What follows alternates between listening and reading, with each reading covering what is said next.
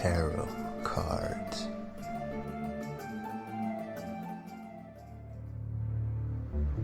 The history of tarot cards is lengthy and complex. In the past, writings about tarot cards suggested conflicting origins and meanings of tarot cards used through several European countries. Tarot card definitions remain in question today, although experts have advanced various theories to answer. Perhaps the most relevant issue that may help to clear up some of the confusion and misunderstanding is the history of tarot cards from past to present. The most clearly documented evidence of the astrology tarot comes to light in the early 1400s in northern Italy. Lavish hand-painted cards were used in the courts of the nobles in that era as one of the popular entertainments played in families and with guests. Originally played in a game called Carte da Trionfe, Cards of the Triumphs. The game's name was changed around 1530 to Tarachi to separate it from another game of Triumph that had grown increasingly popular. As the earlier game spread in popularity from Italy to southern France and then to Germany, the languages of these countries adapted the name to their respective cultures. In France, the word was tarot, which eventually became the dominant name for this special game of cards. Like other playing cards of Renaissance Europe, at the time a fusion of classic and contemporary ideas, the tarot deck of cards included numbered cards 1 through 10 in 4 suits, along with court cards of page, knight, and king. Unique to the tarot deck, however, were queens for each court, and 22 additional cards with symbolic images of key figures like the Pope, the Emperor, the Devil, the Moon, and Death. While the original meanings of tarot cards even today are yet unclear, it is understood that the 22 special cards can trump other cards in a game that is similar to bridge.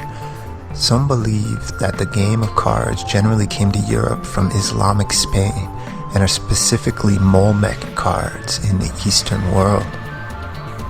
As the original European game spread from one country to another, each culture adjusted the images on the special cards to create unique renderings and meanings of tarot card definitions and the rankings of the trumps. It wasn't until several centuries later that fans of the occult and astrology applied their meanings and definitions to the tarot cards that changed the way they were used and interpreted. The Joker card appeared in 1857 in the United States and does not seem to be connected directly with the Fool of the tarot cards. The history of tarot cards includes concern from the Catholic and Protestant branches of Christianity, mainly due to the possible use of tarot cards, like other playing cards, for gambling purposes.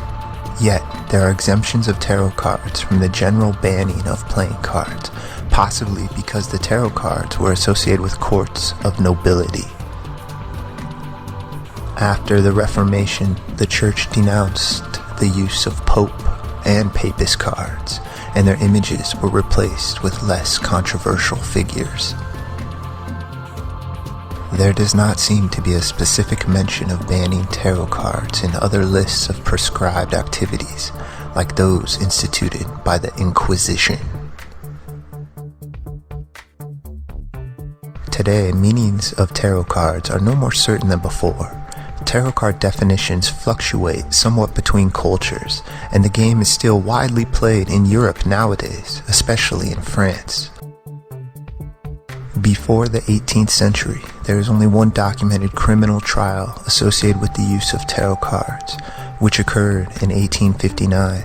After that, no further court records name tarot cards as a source of fortune-telling or divination until the 18th century. However, the trump cards were the basis of lofty poems dedicated to courtly ladies, as evidenced in 1527 verses that did seem to connect a person's fate to his personality as described in the cards. Tarot cards and divination. In the early 1700s, there is limited documentation to connect tarot cards to divination purposes in Bologna, Italy. By the turn of the 19th century, the late 1790s, tarot card designs were being modified to represent more of the card's divining aspect. What do people today need to know about tarot cards? The early history of tarot cards reveals little of the forces that shaped their design or inspired their meaning. But since they were born in Italy during the Renaissance, an era of cultural rebirth, there are many potential sources that may have spawned this curious game of cards. Kabbalism, classicism, Neoplatonism, Hermeticism, Islamic mysticism, and even the Christian Reformation may have had a bearing on the evolution of tarot cards. Although tarot was not mentioned in Renaissance books about magic or the occult by the late 1700s, the Comte de Millet was a renowned writer who was fascinated by the meanings of tarot cards and helped to invoke their supernatural and astrological connotations in popular culture. Tarot cards of the 21st century continue to represent their respective cultures.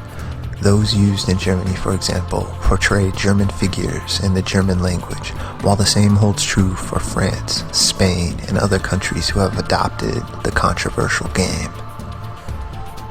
There is no uniform set of tarot cards, and even those used for many years by a country are generally different in some respects from previous generations of tarot cards.